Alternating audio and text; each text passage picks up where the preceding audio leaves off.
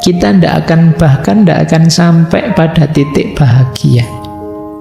Kenapa? Kita tidak akan pernah puas, tidak akan ada rasa cukup kalau itu sehubungan dengan kekayaan. Coba kalian sebut orang paling kaya siapa? Kalau kalian tanya dia, sudah cukup merasa kaya kah? Tidak butuh apa-apa lagi kak? Mesti dia masih butuh banyak hal lain. Itu kalau bahasa Al-Qur'annya alhaakumut takasur. Kalau urusan harta kita tidak ngerti stopnya kapan.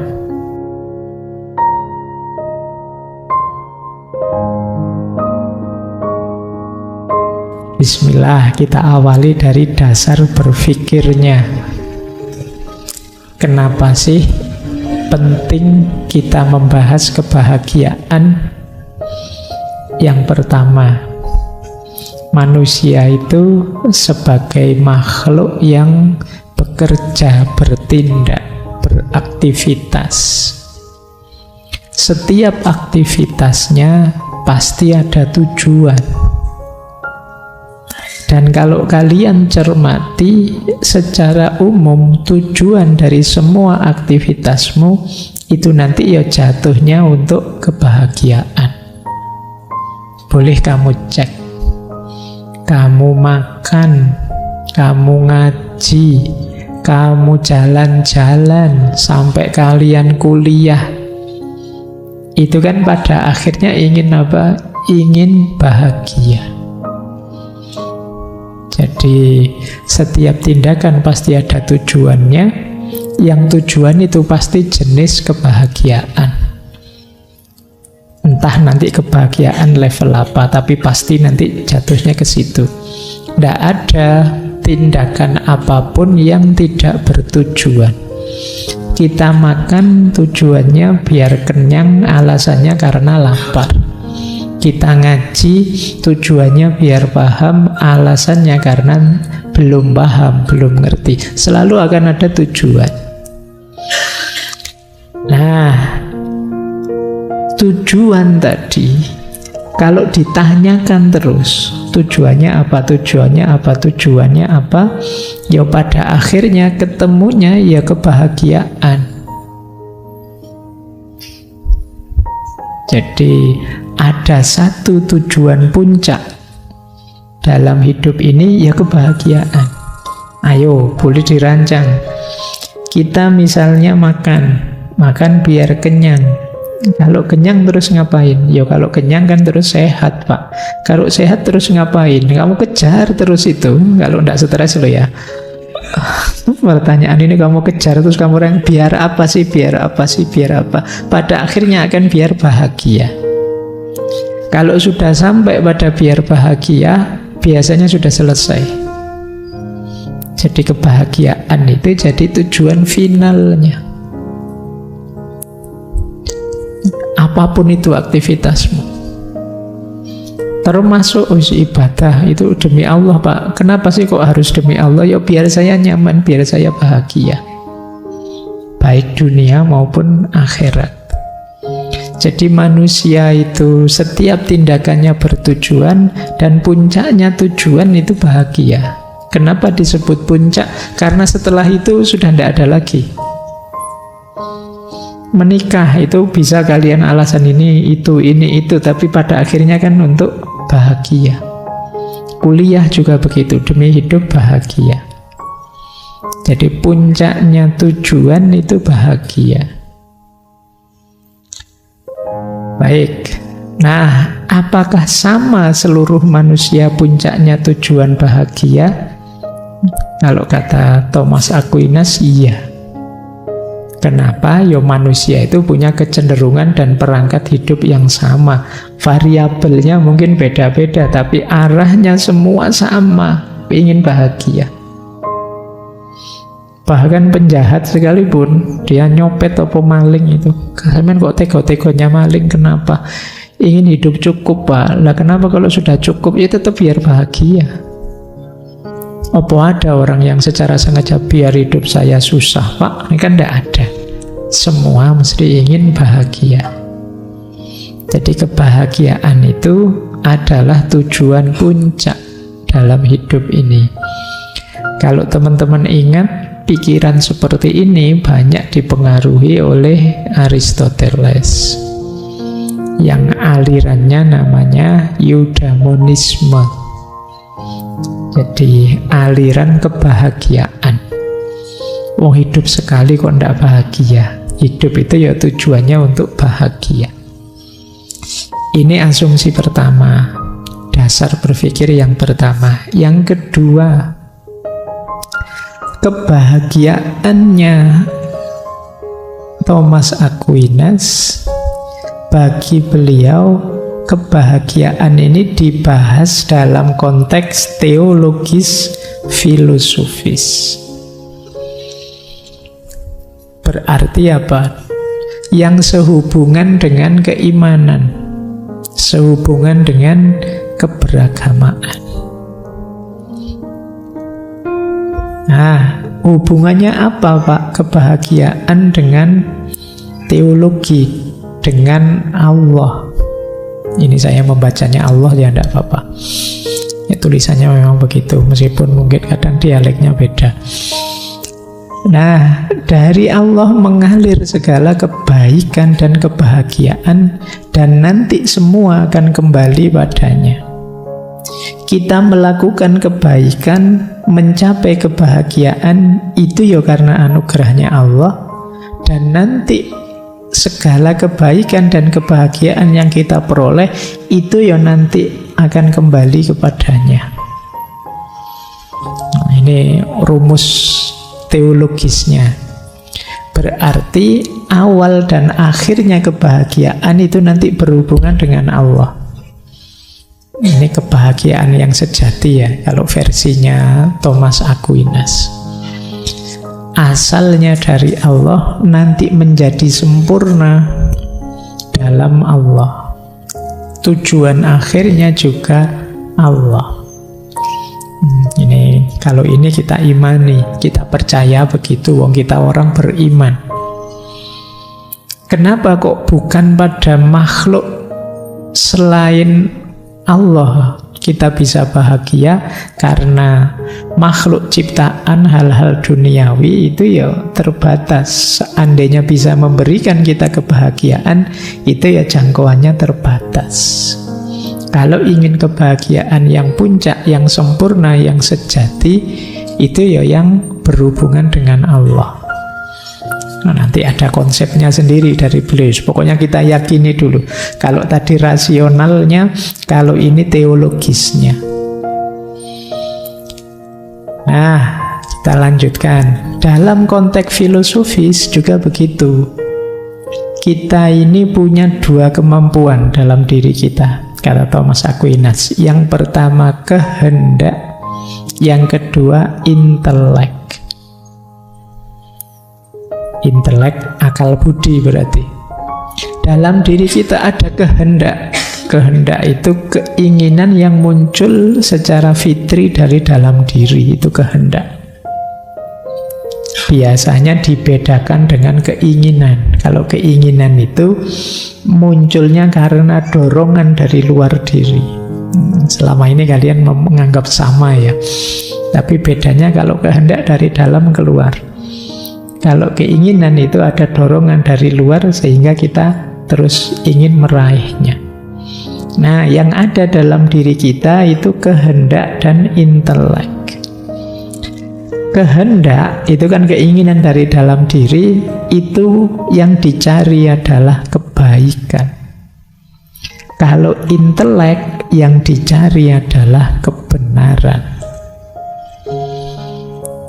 Nah, kalau di Thomas Aquinas, untuk menemukan kebahagiaan tertinggi yang berhubungan dengan Allah tadi, yang lebih berperan adalah intelek, akal pikiran kita.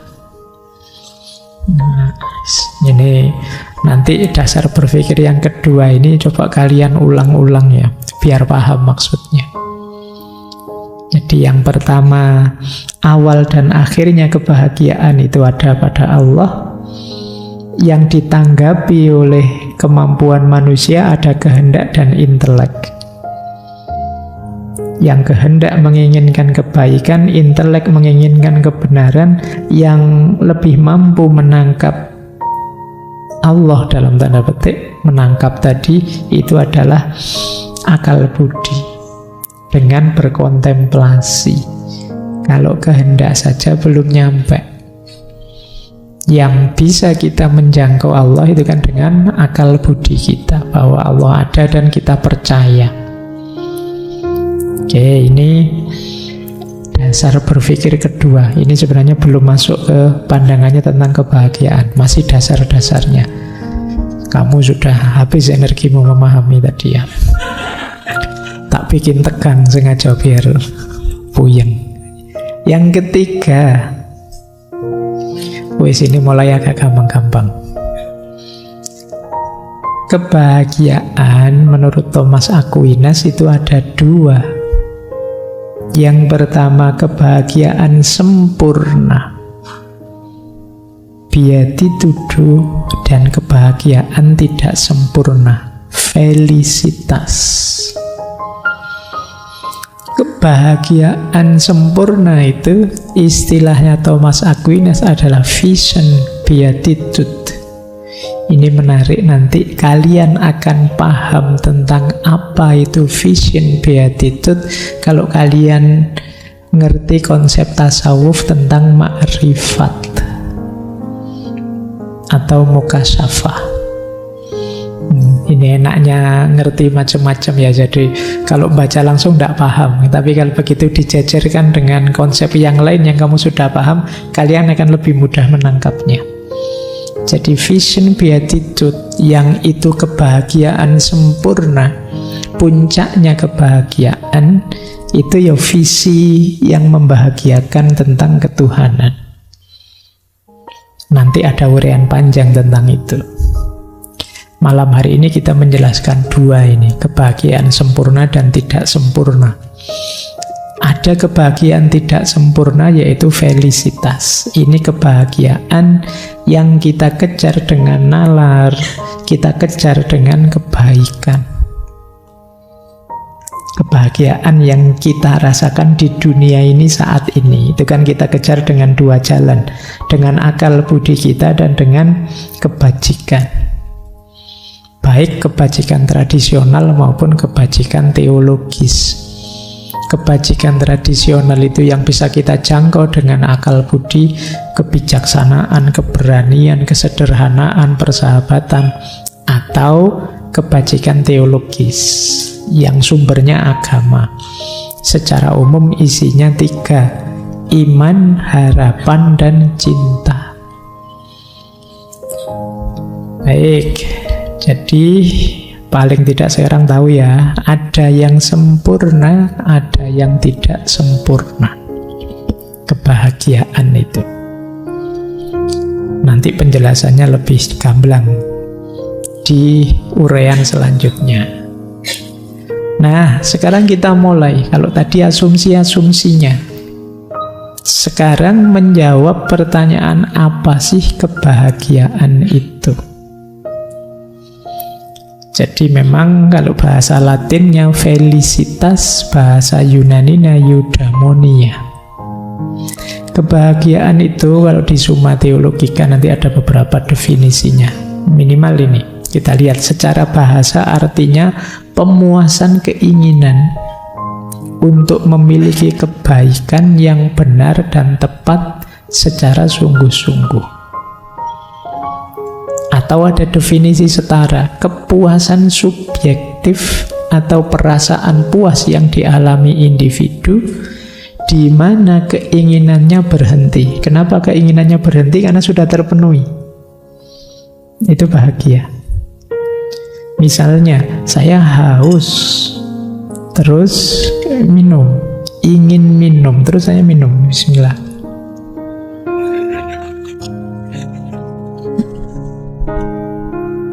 Lega sekarang, saya tidak ingin minum lagi. Ini jenis kebahagiaan. Nah, contohnya itu. Kalau tidak dicontohi kamu bingung baca definisinya dok.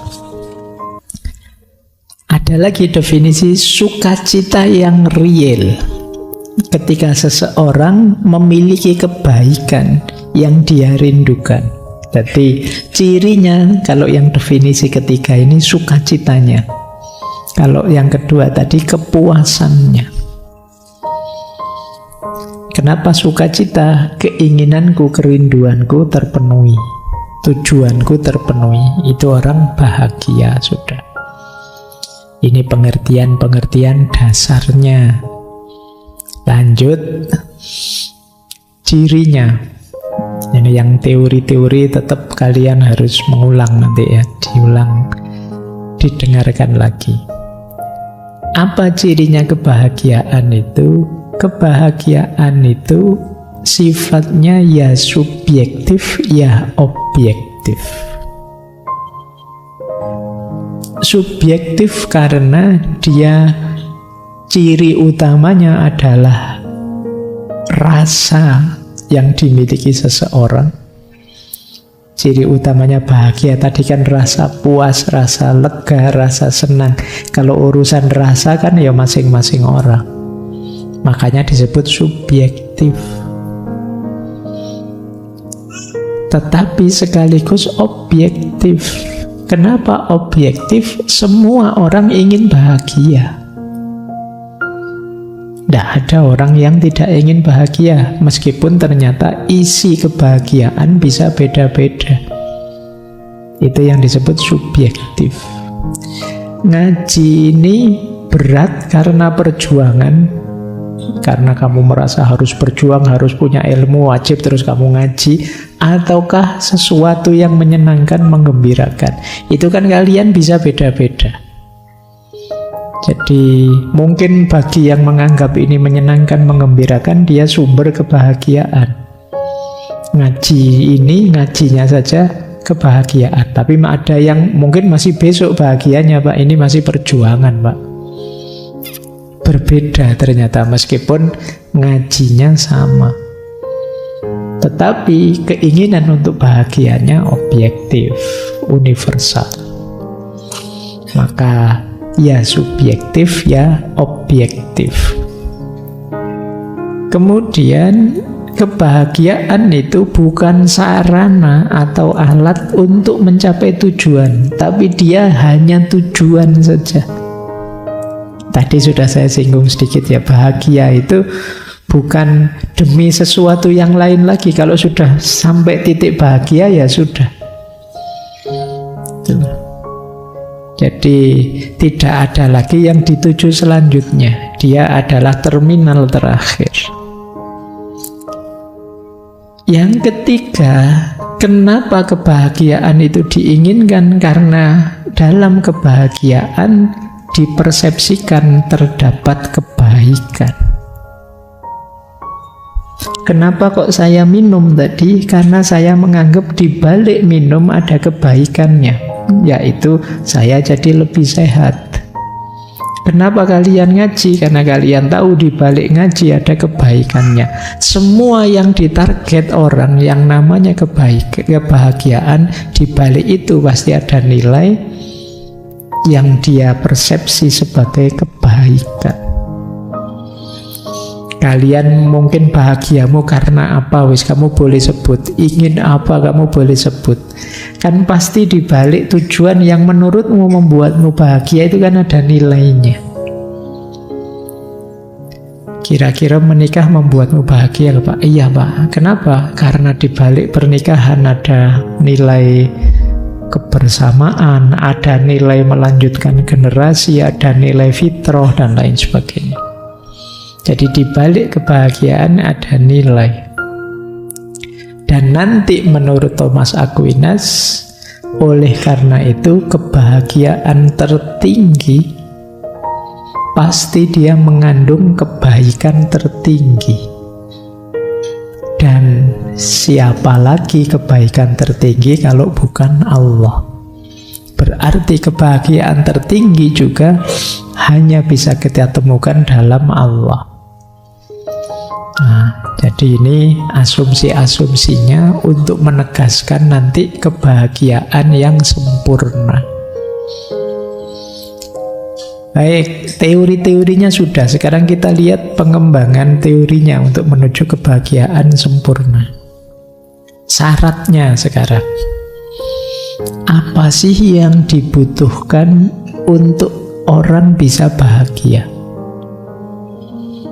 Yang pertama menarik ini konsepnya. Apa syaratnya orang bahagia? Gembira. Kebalik ya, kalau kita kan merasa bahagia dulu baru gembira. Kalau ini untuk bahagia kita harus gembira. Mana bisa orang tidak gembira bisa bahagia? Gembira atau sukacita.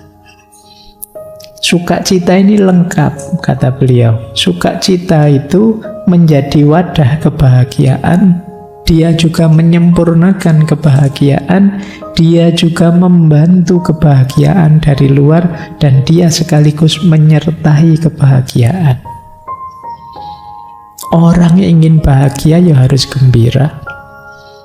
Orang yang mendapatkan kebahagiaan harus gembira. Kebahagiaan itu jadi sempurna kalau kita gembira. Jadi gembira itu parameter pokok dari kebahagiaan, sukacita. Nah, maka dulu kita pernah belajar Imam Hasan Al-Basri itu cirinya orang baik itu apa? Orang yang selalu tersenyum karena dia gembira.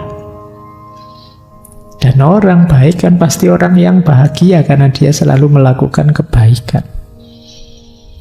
Jadi kalau teman-teman sering murung, sering stres, sering gelisah, sering dikejar-kejar masalah ini, masalah itu, ya sederhananya berarti kita belum bahagia. Orang bahagia itu gembira, baik di awal maupun di akhir. Kebahagiaan tidak akan datang pada orang yang belum gembira. Kebahagiaan akan menemani dalam kegembiraan, dan kebahagiaan akan menyempurnakan kebahagiaan. Ini rumus pertama. Nah, jadi kalau kalian ingin, Pak, saya kira-kira layak bahagia enggak, Pak? Loh, kamu gembira apa enggak dalam hidupmu? Itu kalau ditarik lebih lanjut dalam agama, ya kamu mensyukuri hidupmu enggak? Orang gembira itu kan selalu bersyukur karena mendapat anugerah dari Allah sehingga dia gembira. Oke, syarat pertama itu. Syarat kedua, tulus. Tulus jujur ya, bukan tulus yang artis. Ya, tulus itu lurus hati, murni, jernih.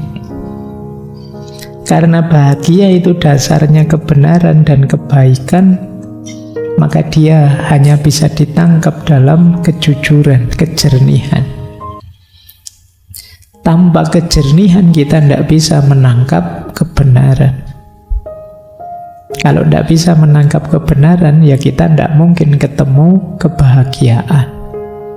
Seandainya ketemu, ya kebahagiaannya palsu. Nah, itu syarat kedua. Syarat ketiga, untuk bahagia, jiwa kita harus siap. Mental atau tubuh rohani kita harus siap. Karena nanti nuansa kebahagiaan itu ya pertama kali dirasakan oleh jiwa dan tubuh rohani atau mental kita. Kalau tidak siap ya sulit. Kan ada orang itu yang jiwanya diajak bahagia sulit. Bahkan mendapat anugerah sebesar apapun ya karena mungkin mindsetnya negatif seperti minggu lalu, mikirnya selalu pesimis, ya dia tidak siap untuk bahagia. Mau mendapat tiba-tiba dapat lotre duit banyak sekali, itu pun itu hanya kebetulan saja. Ini tidak ada syukurnya. tiba-tiba dapat rezeki apa gitu besar sekali, dikirimi orang tiba-tiba ngasih mobil gitu, ini mungkin ada pamrih-pamrihnya apa, sulit bahagia. Itu berarti jiwanya tidak siap untuk bahagia. Nah, jangan dikira orang itu tidak siapnya kalau pas susah saja. Ada banyak cerita-cerita yang menunjukkan orang tidak siap menerima anugerah, tidak siap menerima kebahagiaan. Maka kalian siapkanlah, karena isi itu akan datang ketika wadahnya siap. Kalau jiwamu belum siap, berarti wadahnya tidak siap, isinya tidak akan hadir. Itu syarat ketiga. Syarat keempat untuk kita bahagia adalah sehat. Kalau ini saya tidak usah cerita ya. Segembira apapun kalian, kalau sakit tidak mungkin bisa bahagia. Jadi jagalah kesehatanmu. Mau seneng-seneng, yuk healing, yuk jalan-jalan. Sepanjang perjalanan batuk terus, memang lagi batuk kan tidak seru juga. Akhirnya tidak jadi jalan-jalan, malah ke tukang pijet kamu. Sehat penting, jangan dikira sepele. Pak, saya di masa muda ini memang sengaja melekan, sengaja pokoknya riadoh latihan terus biar nanti tuanya sukses. Iya, tapi kalau kamu tidak hati-hati, akhirnya malah masa tuamu panen penyakit.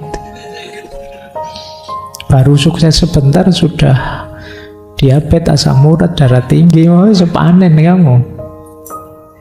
Jaga kesehatan. Ini menurut saya realistis saja. Jadi syaratnya bahagia, kalian harus gembira, jujur tulus, jiwamu siap, dan badanmu sehat. Kalau sudah punya 4 ini, saatnya ayo kita bahagia.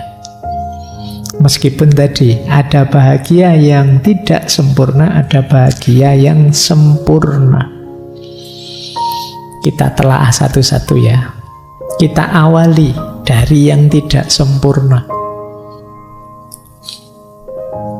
Jadi nanti di Summa Theologia banyak tanya jawab tentang mana kebahagiaan yang tidak sempurna. Yang pertama, ini sering dianggap orang kebahagiaan. Tapi bagi Thomas Aquinas tapi itu bukan kebahagiaan yang sempurna. Yaitu apa? Kebaikan jiwa atau kondisi jiwa. Kan kadang-kadang teman-teman kalau belajar di tasawuf itu kita mati-matian disuruh mengelola jiwa agar bahagia, agar dia baik, agar tidak ada kotoran kesombongan, kotoran macam-macam dalam diri kita, kan selalu begitu, kondisi jiwa yang baik. Dan kita menganggap bahagia kuncinya di situ. Tapi kalau versinya Thomas Aquinas, kebahagiaan jiwa bukan merupakan kebahagiaan tertinggi. Kenapa?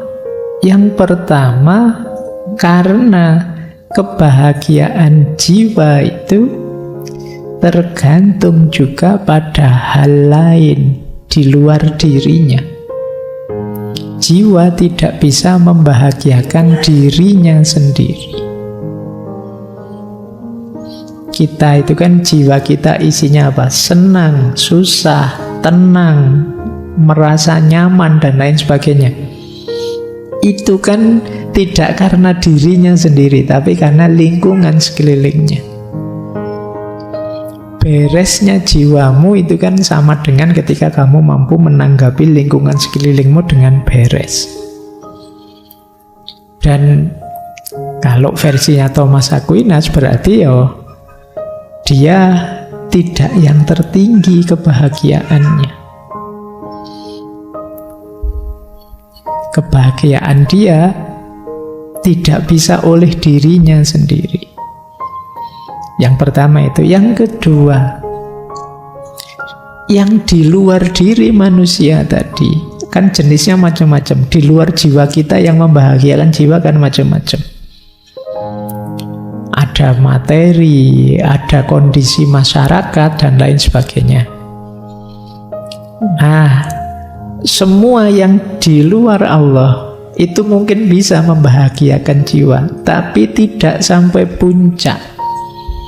Karena yang di luar Allah semuanya sifatnya sementara. Yang bisa membuat jiwa sampai pada kebahagiaan tertinggi atau kebahagiaan puncak adalah kedekatannya dan persatuannya dengan Allah. Jadi kondisi jiwa saja tidak menunjukkan kita ada di puncak kebahagiaan.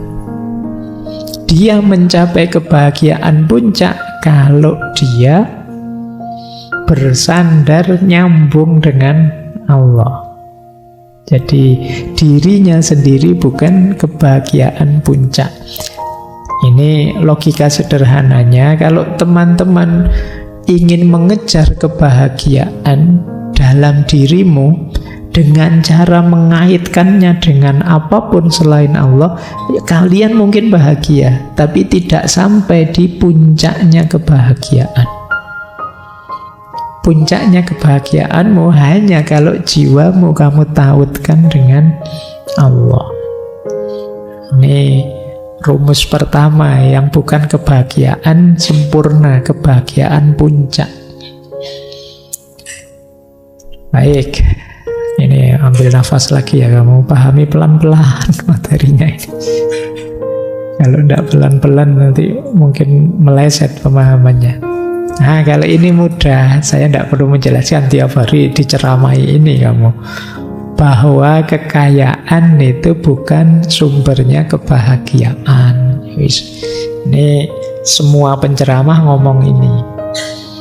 Bagi Thomas Aquinas, kekayaan ada dua jenis. Yang pertama kekayaan natural, yang kedua kekayaan artifisial. Kekayaan natural itu tujuannya untuk memenuhi kebutuhan alamiah. Kalau kekayaan artifisial itu ya kekayaan yang di luar yang alamiah. Sebenarnya kita itu hanya butuh yang alamiah, butuh untuk memenuhi kebutuhan dasar kita, makan, minum, pakaian, rumah. Yang artifisial, yang buatan, itu sebenarnya ya kita menyebutnya kepentingan sekunder atau tersier. Dua-duanya sifatnya sementara dan tidak sempurna. Kata Thomas Aquinas, kalau kita hanya mengandalkan kekayaan, kita bahkan tidak akan sampai pada titik bahagia. Kenapa? Kita tidak akan pernah puas, tidak akan ada rasa cukup kalau itu sehubungan dengan kekayaan. Coba kalian sebut orang paling kaya siapa? Kalau kalian tanya dia, sudah cukup merasa kaya kah? Tidak butuh apa-apa lagi kah? Mesti dia masih butuh banyak hal lain. Itu kalau bahasa Al-Qur'annya alhaakumut takasur. Kalau urusan harta kita tidak ngerti stopnya kapan. Di ruangan ini mungkin ada yang uangnya banyak, ada yang uangnya sedikit. Tapi yang dirasakan mesti sama. Merasa apa? Merasa masih kurang. Coba kamu tanya yang temenmu dompetnya isinya ratusan ribu, sama yang dompetnya hanya puluhan ribu. Kalau kamu tanya yang ratusan ribu, Mas punya uang di dompet 500-an ribu, kira-kira cukup? Ya kurang lah ini, kalau saya masih kurang. Yang puluhan ribu, ya tidak usah ditanya, mesti kurang. Jadi jumlahnya bisa jauh berbeda, tapi yang dirasakan sama. Sama-sama masih kurang. Just kamu ceklah konglomerat orang-orang yang kaya raya, yang penghasilannya mungkin miliaran, puluhan miliar, yang normal. Itu pun tetap, kenapa kok dia masih kerja keras, dia masih mengejar ini itu? Karena masih kurang. Berarti apa? Kekayaan tidak bisa jadi standar untuk memenuhi kebahagiaan yang sempurna. Mungkin bisa untuk kesenangan sesaat-sesaat, tapi tidak bisa untuk kebahagiaan yang sejati. Yang kedua, kata Thomas Aquinas, hakikatnya bahkan kekayaan itu hanya alat. Alat tidak boleh jadi tujuan. Kita tadi kan ingin bahagia, kebahagiaan ini kan tujuan. Kalau kita letakkan tujuan ini di alat, itu jadi keliru. Kamu kerja ingin apa? Ingin dapat apa? Uang misalnya, gaji. Loh, tujuanmu gaji, padahal uang itu kan nanti masih ada tujuan yang lain, yang lebih tinggi, mungkin yang lebih jauh, yang lebih luas dari uang itu. Tapi orang sering lupa uangnya yang jadi tujuan. Padahal uang itu kan hanya perantara, hanya alat untuk tujuan yang lebih jauh. Jadi dia tidak bisa jadi tujuan akhir, apalagi kebahagiaan utuh. Tidak mungkin kita bisa dapat dari kekayaan. Nah, ini yang kedua, yang tidak mungkin jadi kebahagiaan puncak. Yang ketiga, kehormatan, status sosial, nama baik.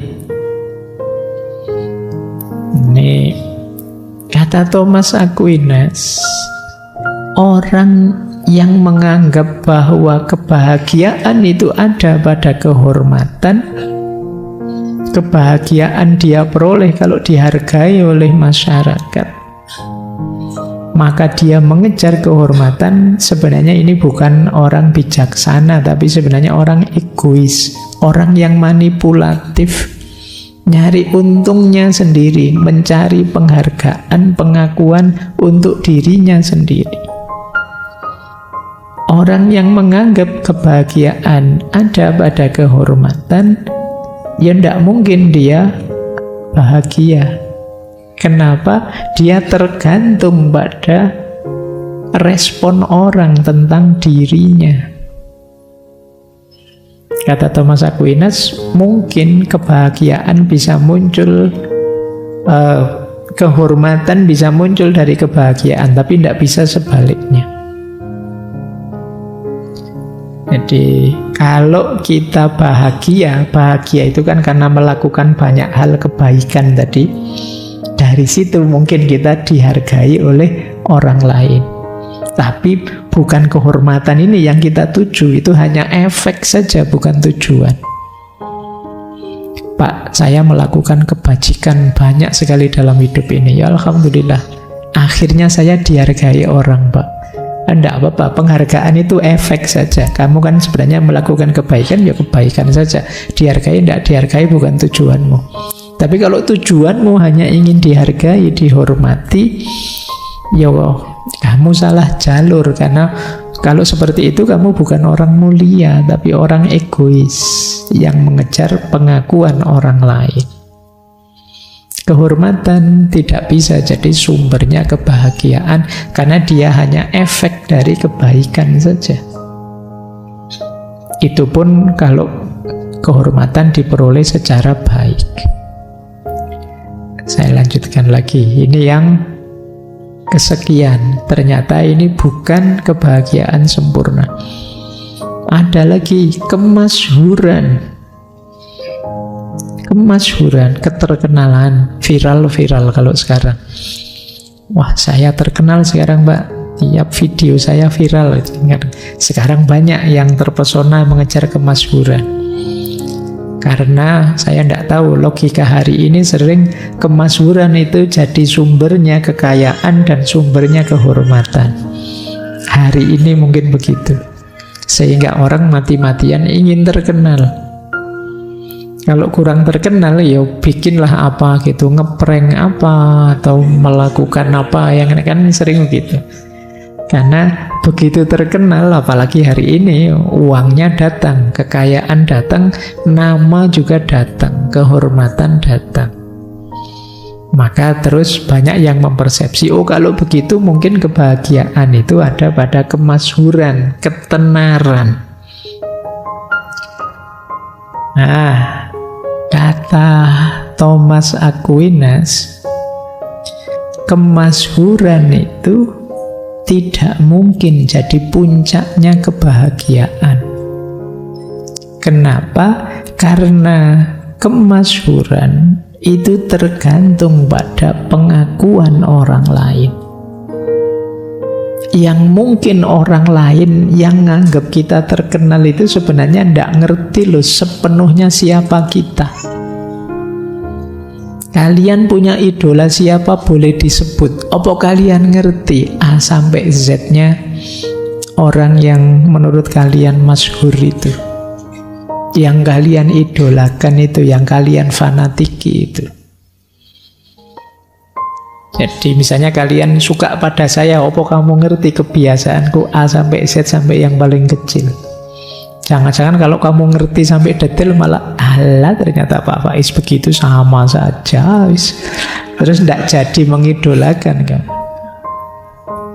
Jadi kita tidak ngerti detailnya orang masyhur yang kita idolakan. Atau kalau kita masyhur, itu sebenarnya orang tidak ngerti 100% tentang kita. Dia hanya tahu beberapa aspek yang menurut dia positif.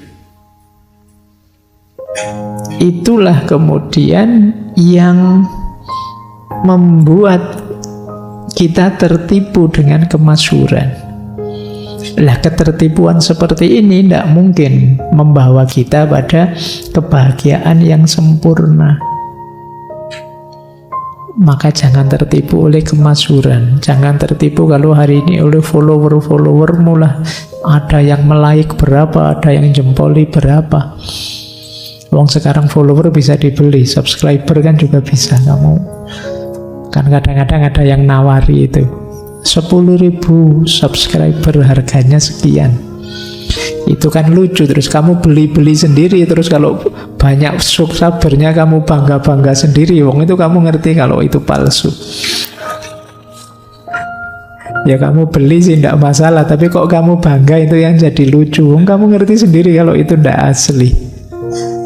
Ya tapi itulah hari ini peradaban yang mengutamakan kemasyhuran, keterkenalan. Nah, jadi ini juga tidak bisa jadi puncaknya kebahagiaan. Jadi sempurnanya kebahagiaan.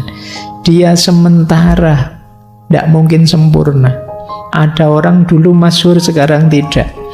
Ada orang sekarang masyhur kemungkinan nanti juga tidak. Jadi dia tidak abadi. Tidak mungkin bahagia yang sepenuhnya, seutuhnya. Ada lagi kekuasaan. Nah ini juga hari ini sudah mulai ya pertarungan memperebutkan kekuasaan. Jadi kekuasaan, kata Thomas Aquinas, itu sesuatu yang netral. Bisa baik, bisa buruk. Maka kekuasaan tidak bisa diandalkan untuk memperoleh kebahagiaan puncak. Thomas Aquinas menyebut 2 syarat untuk dalam kekuasaan, sehingga dia tidak bisa jadi kebahagiaan puncak. Yang pertama apa? Kekuasaan itu isinya adalah cara-cara, prinsip-prinsip yang itu berhubungan dengan situasi. Maka untuk senang sementara mungkin bisa, tapi bahagia seutuhnya tidak bisa. Pas pilihan menang seneng, tapi setelah itu dikritiki mules. Jadi tidak muncak, dia naik turun. Apalagi kalau dipakai kekuasaan itu sebagai perangkat kejahatan, melakukan tindakan-tindakan anti kemanusiaan, ya selesai. Tidak mungkin dia jadi sumbernya kebahagiaan yang puncak. Kebahagiaan yang puncak, yang sejati itu pasti kebaikan saja isinya, tidak mungkin ada keburukannya. Nah, ini jadi hati-hati. Apa tidak boleh Pak kekuasaan, apa tidak boleh kemasyhuran, apa tidak boleh kekayaan? Boleh. Raih saja, ini bagian mungkin dari kebahagiaan yang tidak sempurna. Tapi jangan berhenti di sini.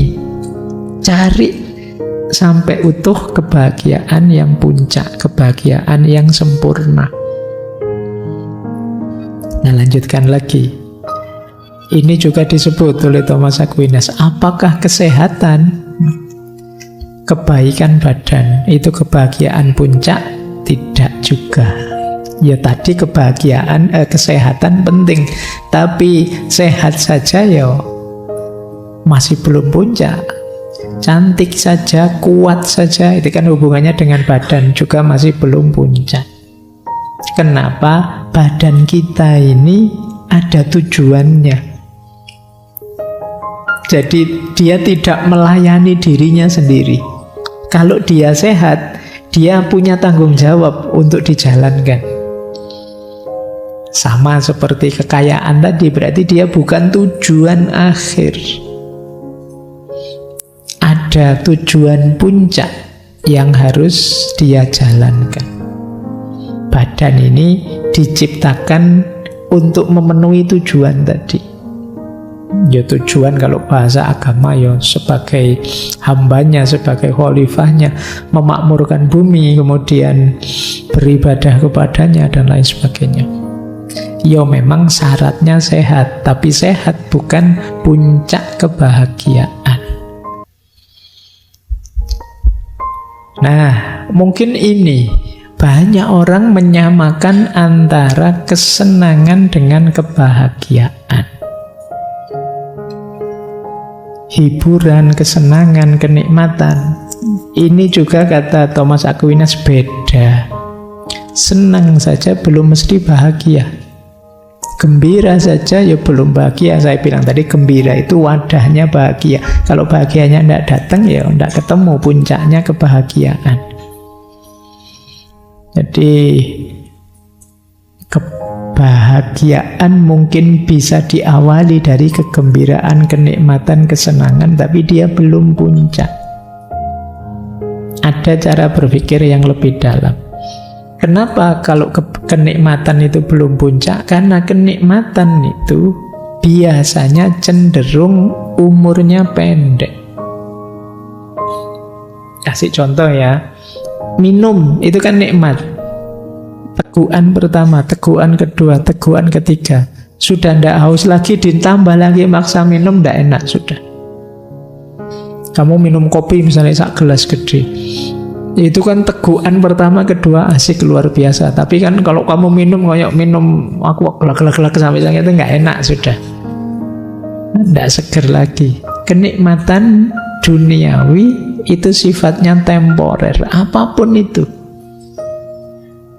Itu yang membedakan kenikmatan dengan kebahagiaan.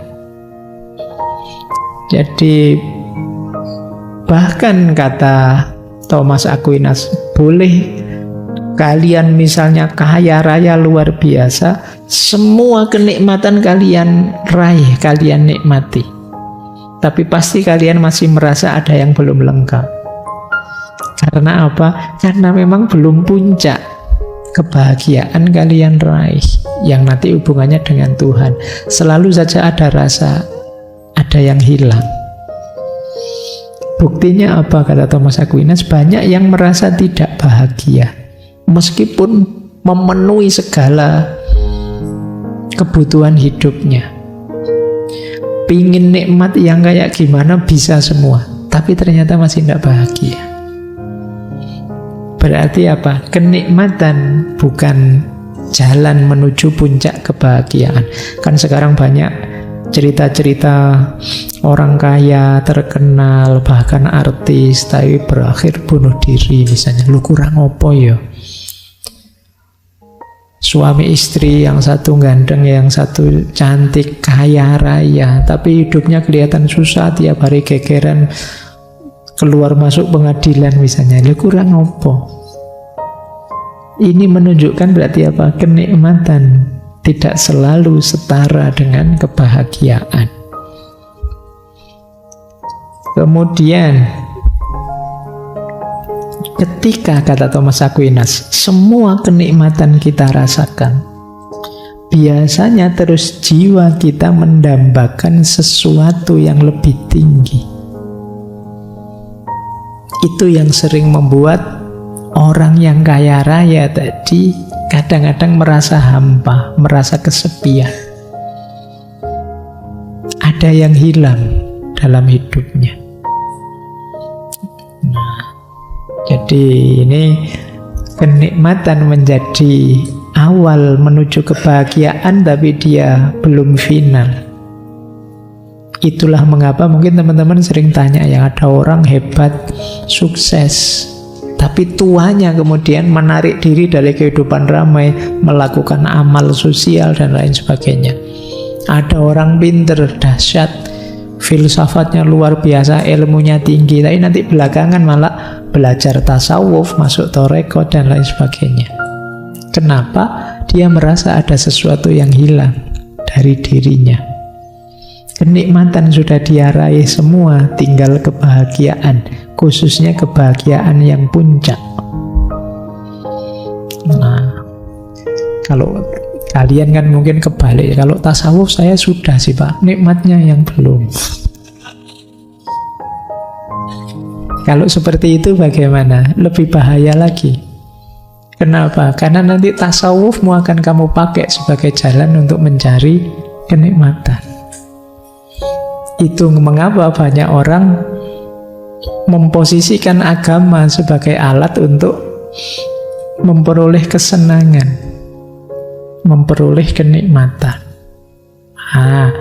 Jadi yo hidup ini step by step saja. Yo memang kita perlu kenikmatan, tapi harus diimbangi dalam aspek kebahagiaan. Kalian harus lebih hati-hati mengelola ini ya. Yo kalian, wah kalau saya ilmu tinggi Pak, tasawuf ayo, filsafat ayo. Yang belum saya punya itu harta Pak misalnya. Nah ini juga kalian harus hati-hati, karena ada kemungkinan kalau hanya itu sudah kalian punya, yang belum dimiliki harta, jangan-jangan nanti barang-barang mulia yang kamu miliki ini kamu gadekan untuk memperoleh harta. Baik, kita lanjutkan. Sudah separuh kita, semoga ada yang masuk sedikit-sedikit. Bahkan kata Thomas Aquinas, kebahagiaan sempurna juga tidak setara dengan kebajikan moral saja. Jadi tidak terletak pada perbuatan moral atau kebijaksanaan etis. Kenapa? Karena moralitas itu belum puncaknya kebahagiaan. Buktinya apa? Masih ada tujuan selanjutnya. Misalnya, moral berani. Kalau perang kita harus berani. Ini kan moralnya berani, tapi itu kan ada tujuannya. Kenapa harus berani? Biar kita menang. Kalau kita menang, hidup damai. Oh, berarti ada lanjutannya. Kenapa kalau damai? Loh, kalau damai kan kita bisa bahagia, baru bahagia. Jadi moralnya belum. Kita jujur misalnya, kenapa harus jujur? Ya biar segalanya jernih Pak. Kalau sudah jernih kita akan nyaman Pak. Kalau sudah nyaman kita bisa bahagia. Oh berarti tadi jujur itu belum finalnya. Finalnya adalah bahagia. Kita harus adil Pak. Kenapa harus adil? Ya biar hidup ini tercapai kerukunan, kesetaraan, perdamaian. Kalau sudah rukun, sudah setara, sudah damai, baru terus kita bisa nyaman meraih kebahagiaan. Ini berarti semuanya masih belum final. Bukan berarti salah, cuma belum sampai pada target yang terakhir. Kebajikan moral belum memberikan kebahagiaan yang tertinggi. Jadi sampai di titik ini kita belum ketemu yang tertingginya. Masih dicari lagi. Terus ada lagi, ini terjemahan langsung ya. Kebahagiaan sempurna itu tidak juga dalam perbuatan arif. Ada yang namanya arif di sini. Ya. Ini perbuatan yang bijaksana. Jadi perbuatan yang kita lakukan biasanya isinya kebajikan-kebajikan. Kalau tadi kan moral, kalau ini praktis. Apa yang harus kita lakukan kalau teman kita sakit? Nah itu kebajikan moral. Apa yang harus kita lakukan kalau banyak yang ngantuk malam hari ini? Itu kebajikan moral. Oh, ngajinya dipercepat saja Pak. Oh ya bagus. Nah, itu namanya kebajikan moral. Nah, itu termasuk perbuatannya Arif tadi. Nah, perbuatan Arif, kebajikan moral itu pun belum puncaknya kebahagiaan. Kenapa? Ya karena ini perbuatan yang masih tergantung situasi. Jadi masih bijaksana itu kan tergantung situasi. Yo, kalau situasinya pas kita yang baik begini, kalau tidak pas kita ganti saja seperti ini. Jadi masih belum final. Kalau final itu pasti baik sudah, tidak berubah-ubah. Kalau masih berubah-ubah berarti ya masih belum. Ini masih practical knowledge, berhubungan dengan praksis. Ternyata belum ketemu. Kita lanjutkan. Apakah puncaknya bahagia itu kreativitas? Saya menciptakan sesuatu, saya punya karya, saya menghasilkan sesuatu. Kita kan sering diberitahu bahwa berkarya, berkontribusi itu membahagiakan. Apakah ini kebahagiaan itu? Lagi-lagi oleh Thomas Aquinas dijawab tidak. Karya, aktivitas kreatif itu lagi-lagi hanya alat, bukan tujuan. Jadi kalau dia alat, tidak bisa jadi tujuan kebahagiaan. Berkarya itu kan masih ada lanjutannya. Biar apa? Digunakan untuk apa karya tadi? Kalau sekedar berkarya, ya kadang-kadang banyak karya yang merusak, menghancurkan. Karya masih tentatif. Jadi aktivitas kreatif juga masih belum bisa disebut puncak kebahagiaan.